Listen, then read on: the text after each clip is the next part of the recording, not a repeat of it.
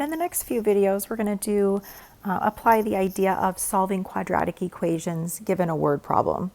I know, everybody's favorite, but let's go ahead and read through the problem, figure out what we know about the problem, and be able to set up an equation.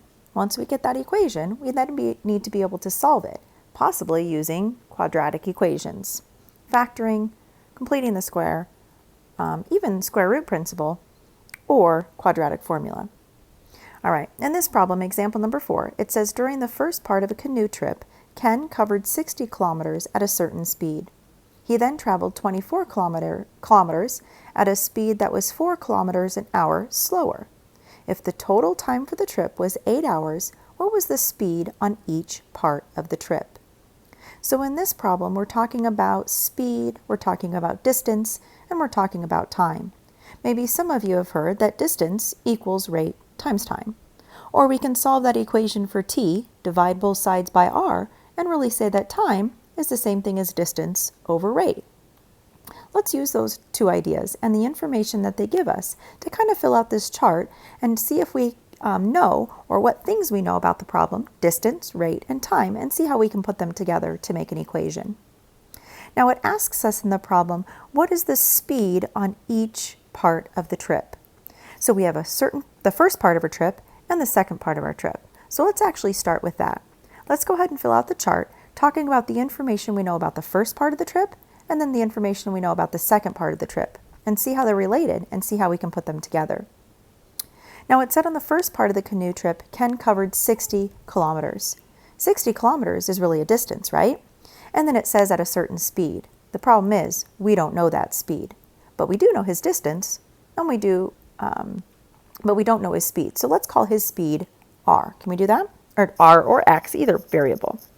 It says then he traveled 24 kilometers at a certain speed that was 4 kilometers per hour slower. So he traveled 24 kilometers. That was another distance on the second part, right? And we still don't know his speed, but we do know that his speed on the second part was 4 kilometers per hour slower than. So if the first speed was x, can I call the second speed, the speed on the second part, x minus 4, because it was 4 kilometers slower than? And then we also know the distance of the two parts. Remember, the first distance on the first part was 60 kilometers, and the distance on the second part of the trip was 24 kilometers. So I can go ahead and fill in that information. Now, remember from the beginning that time is the same thing as distance over his speed or his rate. It doesn't really tell us what time it took him in the first part, and it doesn't really tell us the time it took him in the second part, so we don't really know what the two times are.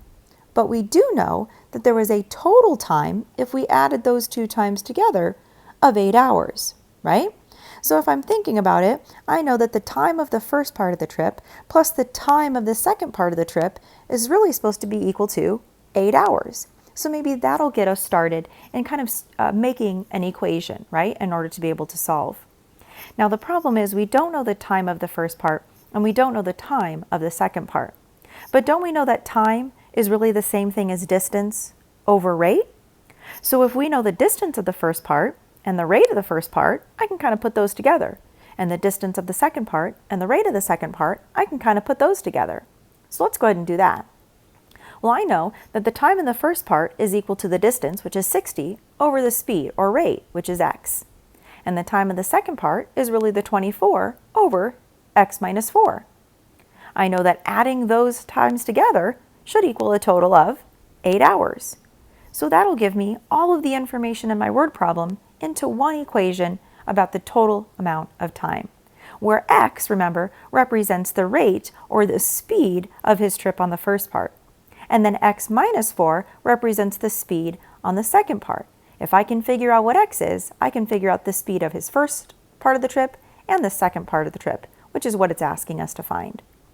All right, now that I have this equation, this looks like a rational equation. We've done this before in a previous section. So let's kind of bring it all back together. If I have a 60 over x plus a 24 over x minus 4 equals 8, I have some fractions, I'm adding them together, so I need to make sure that I have a common denominator.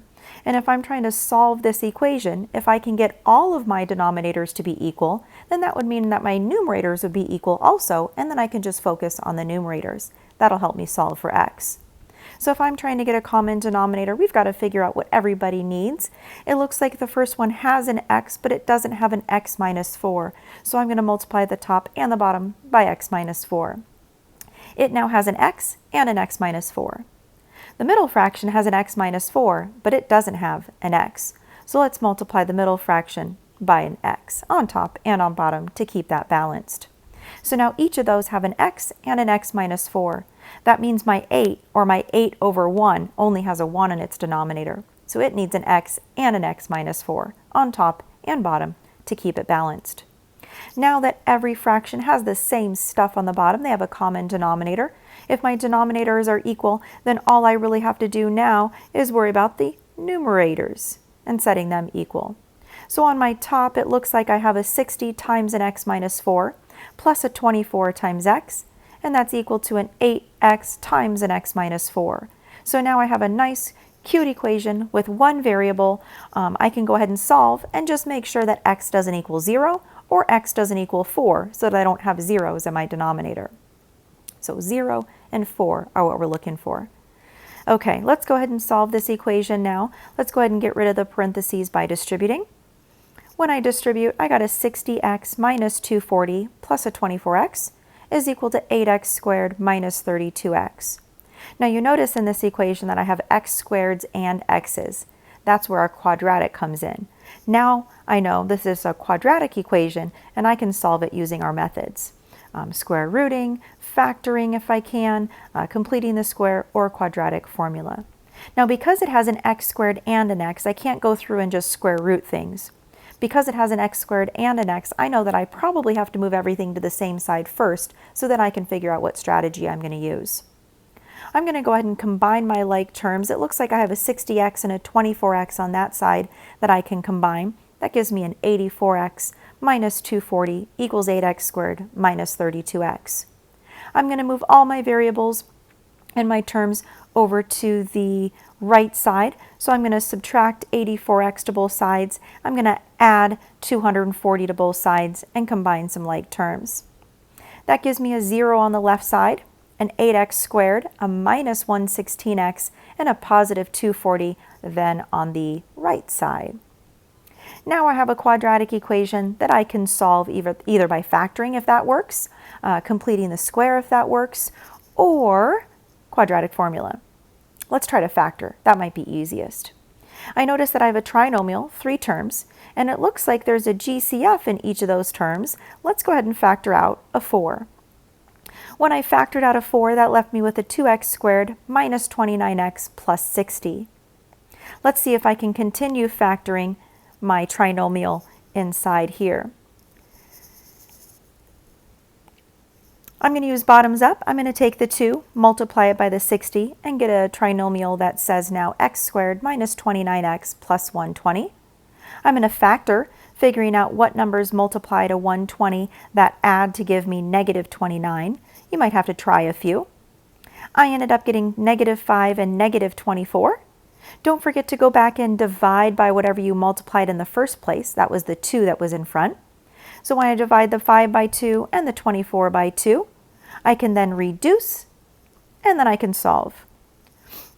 5 over 2 doesn't reduce, so when I set this factor equal to 0, I can solve, and I end up getting x equals positive 2/5.